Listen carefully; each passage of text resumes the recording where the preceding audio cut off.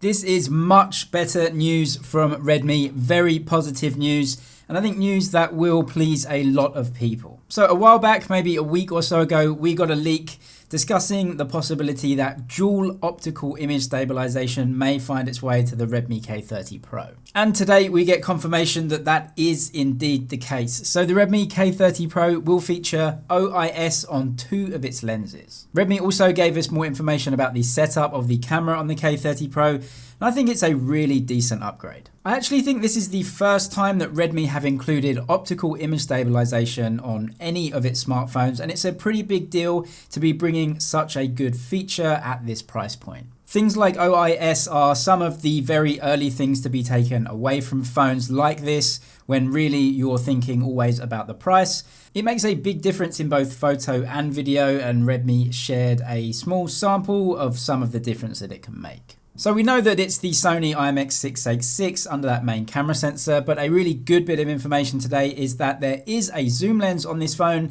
and it's a 3x telephoto lens, which is another good spec. So from taking the zoom lens completely away from the K30, they've gone one better than the K20 series and are offering 3x optical zoom. This actually brings the camera setup actually way more in line with the phone that they've been comparing this to throughout, which is the Honor V30. You have a high megapixel main image sensor, a 3x telephoto, and of course one of those lenses will be an ultra wide too. The fourth lens we can assume is either a macro sensor or a depth sensor. I'm assuming it's a depth sensor. I actually think from a hardware standpoint anyway, it's looking a really good camera setup, and it's definitely more on the expensive side with all these lenses and that 3x telephoto. And from what we know about the screen and the camera, I think Redmi's plan has become very clear. I know a lot of people are comparing the K30 Pro to the Realme X50 Pro, which has just been released, which are 2 flagship killer type phones with the Snapdragon 865. However, it's very clear now that these 2 phones are focusing on completely different things. With the Realme X50 Pro, you have the 90Hz display.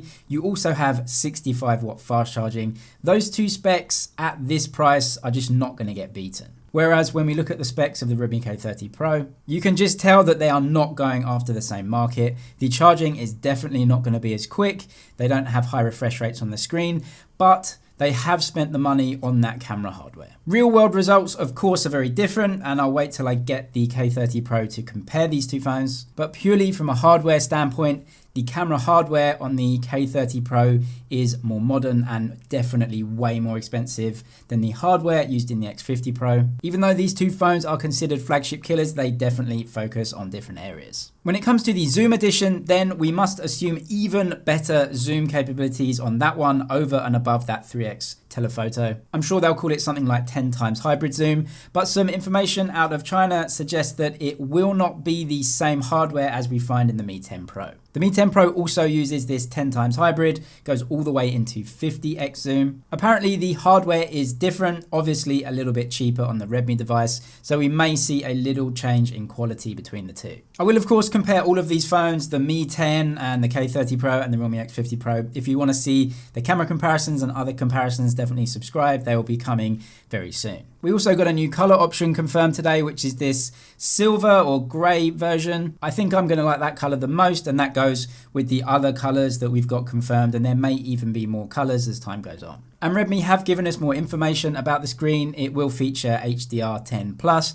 It will have a 180Hz touch sampling rate. So definitely this phone is not for those power users that want the best refresh rates and they're gaming a lot. This is more of a mainstream phone focusing on the design, a nice looking screen, and those cameras. It's also very clear that Redmi are going head on and trying to take Honor's market share. Xiaomi are trying to take Huawei's, and Redmi are trying to take Honor's. We're going to see Redmi and Xiaomi go full steam ahead to capture all of that leftover market share that's left behind after the Huawei and the Google situation. Subscribe for all the latest tech news and videos. That's it for now, but I'll see you in the next one.